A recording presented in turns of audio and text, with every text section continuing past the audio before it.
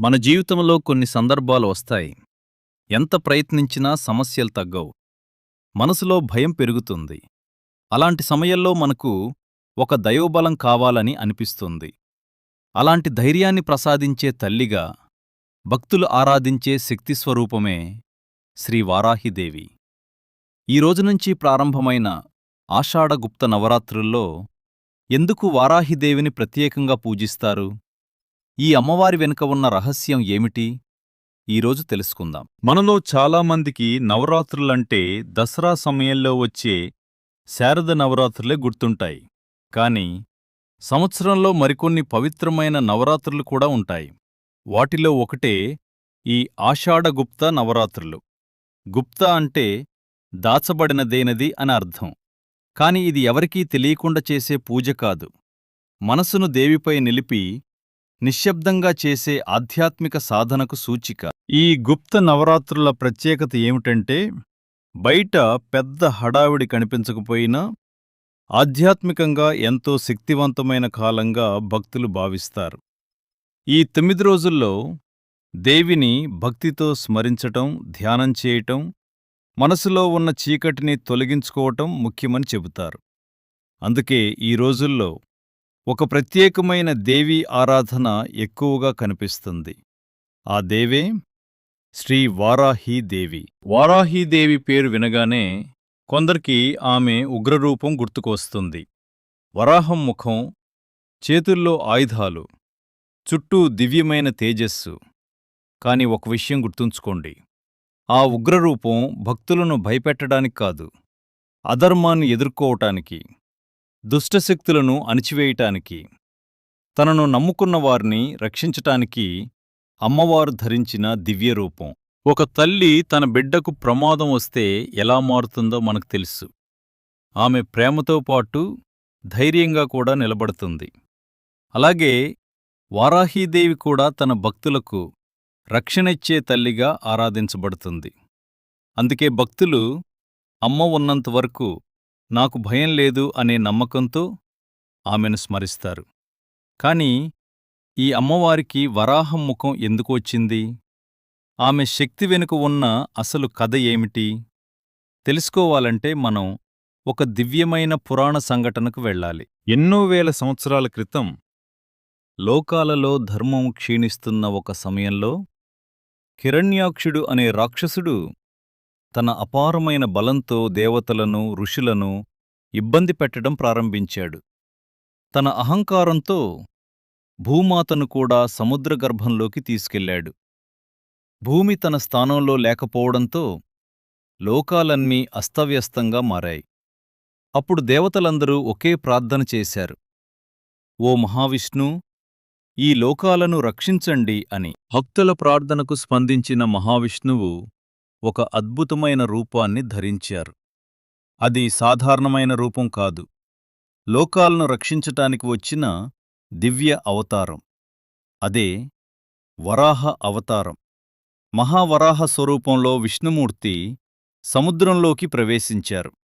అక్కడ హిరణ్యాక్షుడితో భీకరమైన యుద్ధం జరిగింది. చివరికి ధర్మం గెలిచింది, అధర్మం ఓడిపోయింది. మహావిష్ణువు హిరణ్యాక్షుడిని సంహరించి సముద్ర గర్భంలో ఉన్న భూమాతను తన దంతాలపై ఎత్తుకుని బయటికి తీసుకువచ్చారు. ఆ దృశ్యం కేవలం ఒక యుద్ధ విజయం కాదు, ప్రపంచాన్ని కాపాడిన దివ్యక్షణం. ఇక్కడే మనం ఒక గొప్ప విషయాన్ని అర్థం చేసుకోవాలి. వరాహ అవతారం అంటే కేవలం ఒక రాక్షసుడి అంతం కాదు, అది రక్షణకు ప్రతీక. ఎక్కడ ధర్మానికి ప్రమాదం వస్తే అక్కడ దైవశక్తి ఏదో ఒక రూపంలో వస్తుందని ఈ కథ మనకు చెబుతుంది. అదే వరాహ అవతారంలోని గొప్ప సందేశం. మరిప్పుడు ఒక ప్రశ్న, వరాహస్వామికి వారాహిదేవికి ఉన్న సంబంధం ఏమిటి? ఎందుకు అమ్మవారికి వరాహం ముఖం ఉంటుంది? శాక్త సంప్రదాయం ప్రకారం ప్రతి దేవుడికి ఒక దివ్యశక్తి ఉంటుంది.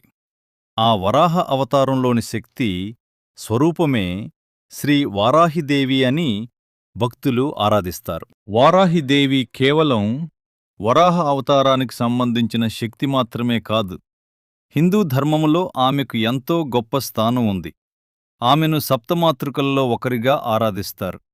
సప్తమాతృకలు అంటే దేవీ శక్తి యొక్క 7 దివ్య స్వరూపాలు. వాటిలో వారాహిదేవి ఒకరు. ఆమె శక్తి ధైర్యానికి, రక్షణకు, ధర్మ పరిరక్షణకు ప్రతీకగా భావించబడుతుంది. ఇప్పుడు మనం ఒక ఆసక్తికరమైన కథలోకి వెళ్దాం. ఒకప్పుడు భండాసురుడు అనే రాక్షసుడు తన తపస్సుతో అపారమైన శక్తులను పొందాడు.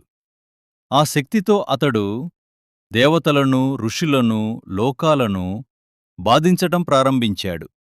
అధర్మం పెరిగిపోయింది. అప్పుడు దేవతలందరూ ఆదిపరాశక్తిని ప్రార్థించారు. దేవతల ప్రార్థనకు స్పందించిన ఆదిపరాశక్తి శ్రీ లలితా త్రిపురసుందరదేవిగా అవతరించారు. భండాసురుడి అహంకారాన్ని అంతం చేయడానికి ఒక మహాయుద్ధం ప్రారంభమైంది. ఆ యుద్ధంలో అనేక దివ్యశక్తులు అమ్మవారికి తోడుగా నిలిచాయి.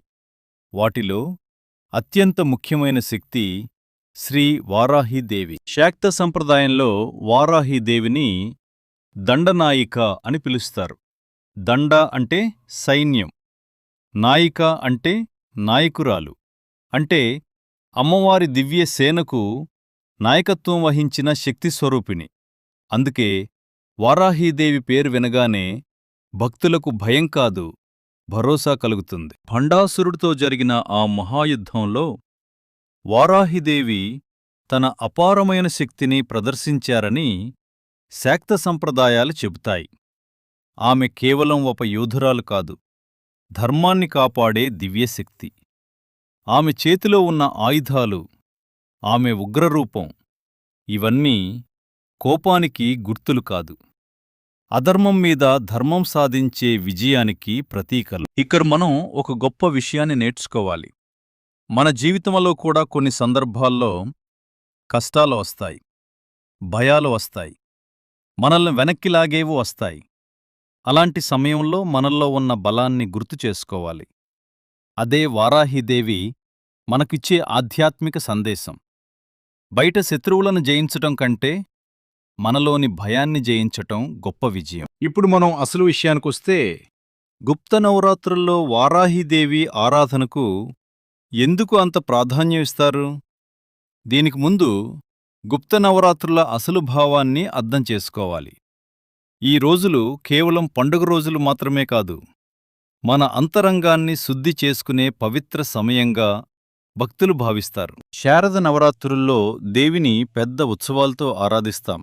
కాని గుప్త నవరాత్రుల్లో భక్తి మరింత వ్యక్తిగతంగా ఉంటుంది. నిశ్శబ్దంగా, ఏకాగ్రతతో దేవి నామస్మరణ, ధ్యానం, ప్రార్థన చేస్తారు. అందుకే ఈ నవరాత్రులకు ప్రత్యేకమైన ఆధ్యాత్మిక ప్రాధాన్యం ఉంది. వారాహిదేవిని భక్తులు ఎందుకు స్మరిస్తారు? ఎందుకంటే ఆమెను రక్షణ ఇచ్చే తల్లిగా భావిస్తారు. జీవితంలో కష్టాలు వచ్చినప్పుడు, మనసులో భయం వచ్చినప్పుడు ధైర్యాన్నిచ్చే శక్తిగా ఆమెను ప్రార్థిస్తారు. అందుకే ఈ గుప్త నవరాత్రుల్లో చాలామంది భక్తులు వారాహీదేవిని భక్తితో స్మరిస్తారు. కాని ఇక్కడ ఒక విషయం గుర్తుంచుకోవాలి. దేవిని ఆరాధించటం అంటే కేవలం కోరికలు కోరుకోవడం మాత్రమే కాదు. మనలో ఉన్న భయాన్ని తొలగించుకోవటం, మంచి మార్గంలో నడిచే శక్తిని పొందటం, అదే నిజమైన దేవి ఉపాసన. మీకు మంత్రం తెలిసి ఉంటే భక్తితో జపించవచ్చు. ఓం శ్రీం హ్రీం గ్లౌం వారాహ్యై నమః అని స్మరించవచ్చు. కాని మంత్రం కంటే ముఖ్యమైనది మనసులోని భక్తి. ఎందుకంటే దేవుడు, దేవతలు చూస్తేది మన హృదయంలోని నిజాయితీని అని పెద్దలు చెబుతారు. ఈరోజు మనం వారాహీదేవి గురించి తెలుసుకున్నాం. గుప్త నవరాత్రుల ప్రత్యేకత తెలుసుకున్నాం. వరాహ అవతారంతో ఆమెకున్న సంబంధం, సప్తమాతృకల్లో ఆమె స్థానం, లలితాదేవి సేనలో ఆమె గొప్పతనం అన్నీ తెలుసుకున్నాం. నీ జీవితంలో ఎలాంటి పరిస్థితి ఉన్నా భయపడకుండా ధైర్యంగా ముందుకు సాగండి. అమ్మవారిని భక్తితో స్మరించండి.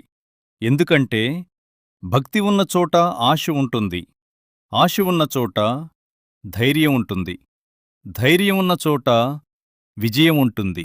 ఈ ఆషాఢగుప్త నవరాత్రుల పవిత్ర సమయంలో శ్రీ వారాహి అమ్మవారి ఆశీస్సులు మీకు, మీ కుటుంబానికి ఎల్లప్పుడూ ఉండాలని మనస్ఫూర్తిగా కోరుకుంటూ జై శ్రీ వారాహి మాత. ఈ వీడియో మీకు నచ్చితే ఒక లైక్ చేయండి, మీకు తెలిసిన వారితో షేర్ చేయండి. ఇలాంటి సనాతన ధర్మం, పురాణ విశేషాలు, దేవతల మహిమ గురించి మరిన్ని వీడియోల కోసం మా ఛానల్ను సబ్స్క్రైబ్ చేసి పక్కనే ఉన్న బెల్ ఐకాన్ నొక్కడం మర్చిపోవద్దు. మరో అద్భుతమైన ఆధ్యాత్మిక కథతో మళ్ళీ మీ ముందుకు వస్తాం. అంతవరకు అమ్మవారి ఆశీస్సులు మీపై ఉండాలని కోరుకుంటూ జై మాతాజీ. ఓం శ్రీం హ్రీం గ్లౌం వారాహ్యే నమః. శ్రీ వారాహిదేవి చరణాలకు నమస్కరిస్తూ ఈ వీడియోను ముగిస్తున్నాం. ధన్యవాదాలు.